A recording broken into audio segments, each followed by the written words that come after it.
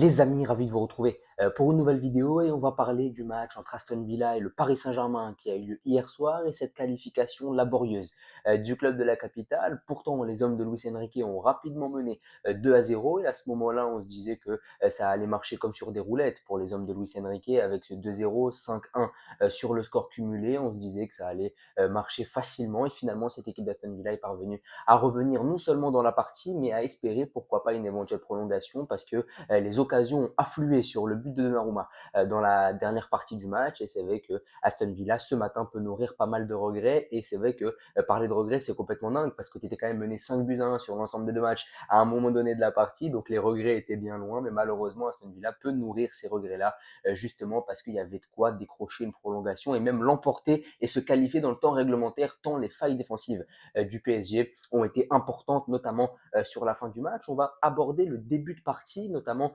les compos avec un choix fort de Luis Enrique, c'était de mettre Désiré Doué sur le banc de touche pour laisser la place à Bradley Barcola, mais ça c'est facilement explicable. Déjà dans cette équipe du PSG, il n'y a pas tout le monde qui est 100% titulaire, à part peut-être Vitinha, Dembélé et Marquinhos qui sont peut-être les trois joueurs un peu indéboulonnables. Derrière, ça peut rapidement changer. Hakimi aussi est un joueur indéboulonnable. Tu as 4-5 joueurs qui sont indéboulonnables, mais derrière, sur les 5-6 autres, c'est vraiment la force collective qui prime et tout le monde peut être à peu près remplaçable, même s'il y a un 11 qui s'est vraiment dessiné. Mais Luis Enrique peut tout à fait aligner Zahir Emery, peut tout à fait aligner un autre milieu de terrain que celui-là. Lucas Hernandez peut aussi jouer, Beraldo peut jouer aussi. Il avait parfaitement fait le boulot lors du match aller pour combler l'absence de Marquinhos qui était suspendu. Donc globalement, cette équipe du PSG, c'est une force collective où tout le monde peut être remplacé. On peut avoir une attaque 100% française, Barcola, Doué, Dembélé avec Vara sur le banc. Le seul qui est vraiment indispensable devant et qui ne peut pas perdre sa place au vu de son importance dans le vestiaire, mais aussi en termes de statut, c'est Ousmane Dembélé. Mais sinon, les trois autres peuvent tourner, Barcola, Doué et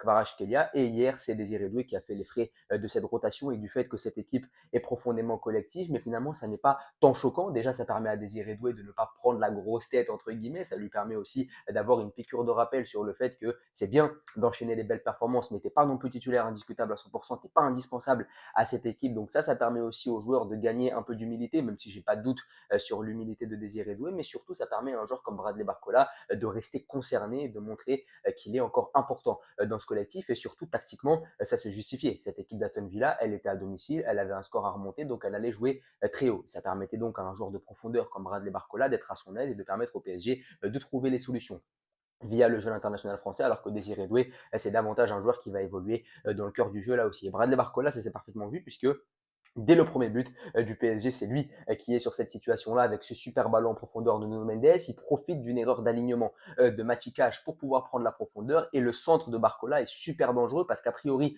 ce centre du gauche, il a l'air un peu court, mais il sème la zizanie entre Pau Torres et Emiliano Martinez. Pau Torres court vers son but, Emiliano Martinez court vers le ballon et donc ça crée un choc entre les deux joueurs quasiment et ça permet donc à Hakimi en embuscade de venir marquer ce but. Il y a aussi le travail intéressant de Dembélé qui vient aussi couvrir ce ballon et qui vient semer aussi la zizanie entre Martinez et Pau Torres. Donc a priori ce centre-là il était inoffensif mais il a semé la zizanie entre Torres et Emiliano Martinez puisque l'un venait vers son but, l'autre venait vers le ballon. Dembélé aussi très présent dans le travail de couverture pour pouvoir permettre à Hakimi de venir chercher en embuscade et la projection des latéraux elle s'est parfaitement vue que ce soit sur le premier but mais aussi sur le deuxième avec ce très beau but de Nuno Mendes et cette fois-ci c'est venu de l'autre côté avec Hakimi qui porte ce ballon vers Dembélé et Dembélé qui fixe avant de la donner à Nuno Mendes qui réalise une superbe finition pour permettre au PSG de mener 2-0. Donc sur ces deux buts-là, le principal enseignement à tirer, c'est que le Paris est une équipe très efficace sur les contre-attaques. Et le deuxième enseignement, c'est la projection des latéraux qui s'est avérée très intéressante pour permettre au club de la capitale de mener 2-0. Donc tactiquement, l'alignement de Bradley Barcola a été justifié puisque Désiré Doué n'aurait peut-être pas pris la profondeur comme l'a fait l'ancien de l'Olympique Lyonnais. Et puis ça permet donc au PSG de se mettre sur orbite 2-0. Mais à partir de ce moment-là, on a senti un PSG qui voulait peut-être trop endormir le match, qui n'a pas voulu marquer un troisième but, ce qui les aurait totalement mis en confiance et ce qui l'aurait directement qualifié finalement pour le prochain tour. Mais cette équipe d'Aston Villa, elle est parvenue à revenir. Il y a d'abord ce but de Yuri Tielemans qui est contré par Pacho. Et là aussi, c'est très intéressant. J'adore cette équipe d'Aston Villa parce que dans le milieu de terrain, c'est une équipe qui est capable de trouver des espaces et des décalages grâce à des passes très courtes. Il profite du fait que cette équipe du PSG, elle a les lignes très écartées sur les phases offensives parce que c'est vrai que quand Paris tient le ballon, eh bien, il y a pas mal d'espace entre les joueurs pour permettre de la circulation du ballon. Et donc, dès qu'Aston Villa récupère le ballon haut, il profite finalement de ces failles du côté du PSG, de ces espaces dans le milieu de terrain pour trouver des décalages grâce à des passes très courtes dans l'entrejeu pour pouvoir d'ailleurs aller évidemment chercher devant avec pas mal de montées de balles. On l'a vu sur le but de Maguine. Maguine, il avance peut-être de 15-20 mètres avant de frapper. Personne ne sort sur lui parce que la projection de Maguine, elle sème la zizanie dans le milieu de terrain du PSG. Personne ne sait vraiment qui doit aller le chercher. Et au final, ça permet à l'Écossais d'ajuster et de frapper et d'inscrire un très joli but. Donc là aussi, la faille défensive, elle est visible sur le but de Maguine puisque l'Écossais arrive à pousser le ballon peut-être sur 15-20 mètres. Et ça, c'est énorme en termes d'espace sur un match de Ligue des Champions parce que les lignes du PSG sont assez écartées sur les phases offensives et dès qu'Aston Villa récupère le ballon, on ne sait pas vraiment s'organiser à la perte et derrière, ça crée pas mal de décalage pour les joueurs de Villa. Et sur le but de Tielemans, là aussi, c'est très intéressant puisque je trouve que dans un premier temps, cette équipe du PSG, elle défend plutôt bien. Marquinhos tient plutôt bien Marcus Rashford. Fabien Ruiz fait le travail de couverture puisque Nuno Mendes est monté et donc il empêche l'appel de Morgan Rogers. Donc de part et d'autre des ailes d'Aston Villa, Marquinhos a bien tenu Rashford. Fabien Ruiz a réalisé la couverture de Nuno Mendes pour empêcher Morgan Rogers de monter. Donc c'était plutôt intéressant. Mais Tielemans, McGinn et Rashford ont tous les trois réalisé un jeu en triangle pour permettre de déboucher sur Youri Tielemans. C'est cette très belle frappe qui a complètement désorganisé la défense du PSG. Et pour cause, Pacho est contraint de marquer contre son camp. Donc là aussi, le deuxième but, il est très intéressant. Le premier but, pardon, d'Aston Villa, il est très intéressant tactiquement puisque tu récupères le ballon haut, tu parviens grâce à un triangle à t'en sortir et à permettre de trouver Yuri Tillman seul qui permet d'ajuster Donnarumma. Paris un peu malchanceux quand même sur le but contre son camp de Pacho, mais globalement cette équipe du PSG, elle défend plutôt bien. Et c'est peut-être le seul but des trois où Paris n'a pas grand-chose à se reprocher sur la phase défensive, puisque Marquinhos tient bien Rashford, puisque Fabien Ruiz fait le boulot de couverture défensive, mais malheureusement le jeu en triangle d'Aston Villa est très efficace et il permet aux Villains d'inscrire ce premier but et de revenir. Donc c'est très intéressant là aussi. Et sur le troisième but d'Aston Villa, c'est tout simplement Marcus Rashford qui réalise un superbe travail pour permettre à un Konsa seul d'ajuster Donnarumma. Superbe finition du défenseur anglais, mais Rashford, j'ai l'impression qu'il n'a pas de condition physique et que ce but-là, il l'a mis simplement grâce à ses qualités. Il l'a vraiment mis grâce à son talent intrinsèque. Ce but, enfin cette passe décisive, Marcus Rashford, superbe travail sur Fabien Ruiz, superbe travail sur Vitinha, mais une défense du PSG beaucoup trop fébrile. Rashford n'a pas à mettre un petit pont et à éliminer Vitinha aussi facilement pour pouvoir s'entrer derrière, d'autant plus que Rashford a réalisé un match très moyen, il est en grande difficulté sur la première mi-temps, mais dès lors que le PSG a plongé sur la deuxième en termes d'intensité, et ça c'est Dembélé qui le soulignait en zone mixte, l'intensité du PSG a baissé au fur et à mesure du match, et bien Rashford en a profité pour exploiter son talent intrinsèque, parce que moi je continue à penser qu'en termes de conditions physiques, l'international anglais n'est pas dans une forme optimale, mais sur ses qualités intrinsèques, il a réussi à délivrer cette superbe passe décisive, mais ce qui est encore plus intéressant, c'est ce qui se passe après le 3-2.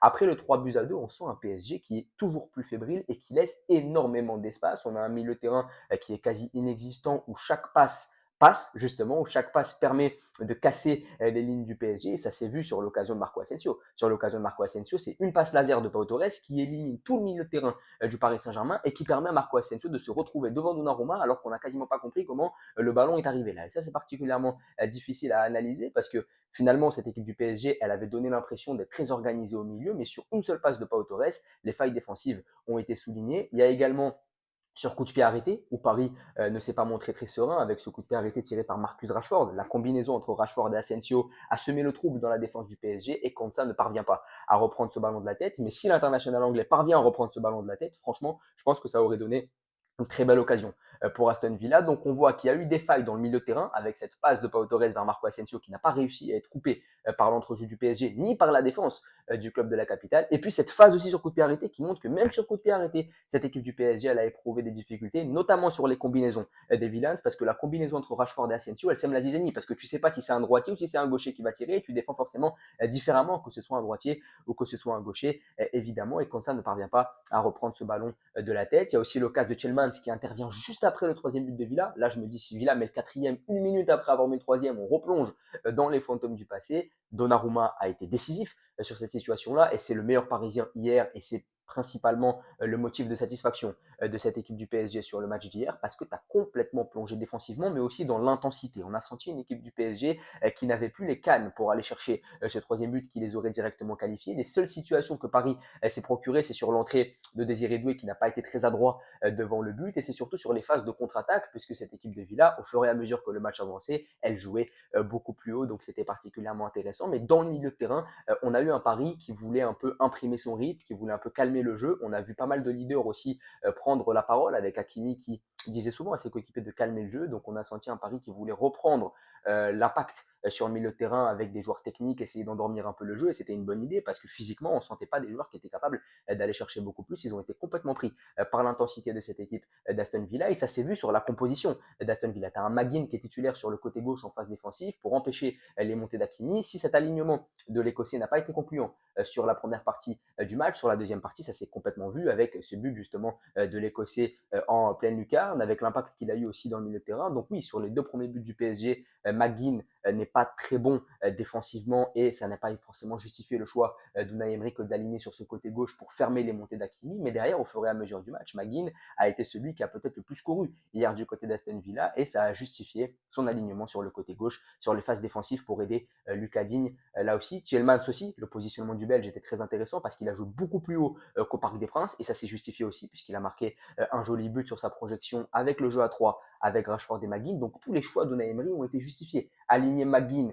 sur le côté gauche sur les phases défensives. Dans un premier temps, ça s'est montré laborieux puisque Paris marque sur deux contres qui viennent des latéraux, mais derrière, il a marqué un but. Derrière, il a aussi réussi à verrouiller en aidant son latéral. Et pour Thielmann, c'est pareil. Dans un premier temps, ça n'a pas été concluant parce que Paris avait vraiment le rythme sur ce milieu de terrain. Vitinha, Neves et Ruiz dominaient vraiment. Et Thielmann serait peut-être gagné à jouer un peu plus bas. Mais au fur et à mesure du match, les projections du Belge ont fait énormément de bien à Villa. En atteste le premier but du club de Birmingham. Donc voilà, très intéressant là aussi. Et que dire de la dernière occasion de Maatsen avec ce centre de matikage, donc deux latéraux qui se répondent mutuellement. Et dès que Maatsen arme sa frappe, je me dis qu'on va être sur un truc complètement historique et Pacho parvient à sauver l'aventure du PSG en Ligue des Champions. Parce que là, si tu prends le quatrième but, que tu vas en prolongation, je doute que le PSG puisse derrière se qualifier parce que psychologiquement ça aurait été vraiment compliqué de devoir gérer une prolongation où à la base tu mènes 2-0 et tu te fais remonter 4 buts à 2. J'aurais mal vu le PSG revenir dans la partie, même si bien sûr cette équipe d'Aston Villa elle a fait pas mal de failles défensives, elle en a déjà de base en première ligue, on le voit cette année, mais elle en a surtout encore plus quand elle est obligée de revenir au score et qu'elle est obligée de marquer parce qu'elle va forcément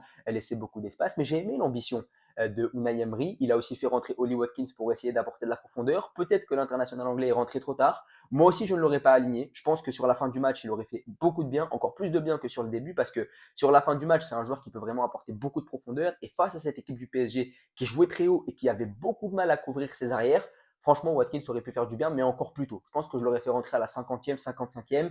Là, il rentre à la 65, 70. Peut-être que s'il était rentré 10 minutes plus tôt, ça aurait été plus concluant pour les Villains. Mais le choix de ne pas l'aligner est un choix plutôt compréhensible. Après, c'est vrai que Marcus Rashford a été plutôt décevant sur l'ensemble du match, même si évidemment c'est Rashford et que sur un ou deux miracles, il l'a montré sur le troisième but de Villa, il est capable de débloquer des situations. Je pense que Rashford a cette qualité de percussion, il a cette capacité à fixer la défense que n'a pas forcément Watkins, qui est peut-être simplement qu'un joueur de profondeur, puisque c'est un numéro 9 et ça justifie le choix d'Unai Emery d'avoir mis Rashford et pas Watkins. Je pense qu'Unai Emery comptait sur le fait que Rashford puisse fixer les défenseurs en percussion en attendant les montées de ses coéquipiers suite à une phase défensive, alors que Watkins, c'est un joueur qui va plus être dans la surface ou prendre la profondeur directement sans forcément la porter. Donc c'est pour ça que le choix se justifiait, mais globalement c'est une soirée frustrante pour Aston Villa, parce que tu as beaucoup de situations après le troisième but, tu en as peut-être 3 ou 4 qui t'auraient permis de mettre le quatrième. C'est pas comme si Villa ne s'était plus rien procuré ou comme si Villa avait pris une raclée sur le match retour. Donc forcément, ça doit être difficile à digérer pour le club de Birmingham. Mais ce qui est bien pour Paris, c'est que ça constitue une piqûre de rappel. Paris va peut-être arrêter un peu de se voir trop beau parce que, et c'est un fait, Paris s'est peut-être vu trop beau après avoir éliminé Liverpool, après avoir été très dominant sur le match aller. C'est tout à fait humain, hein. Je ne suis pas en train de dire qu'ils sont arrogants intrinsèquement. C'est vraiment humain que de prendre la confiance, entre guillemets, après avoir éliminé Liverpool, après avoir réalisé cette performance-là lors du match aller face à Villa. Maintenant, ce 3 buts à 2, il constitue une piqûre de rappel. Ça va te permettre d'avoir un shoot d'humilité avant d'aborder la demi-finale. Et je pense que c'est vraiment un mal pour un bien parce que je pense que tous les supporters du PSG ont eu très très peur hier et ils ne s'attendaient pas à vivre une fin de soirée aussi laborieuse. En tout cas, n'hésitez pas à me dire ce que vous en avez pensé, à vous abonner, à liker et à partager. Merci beaucoup.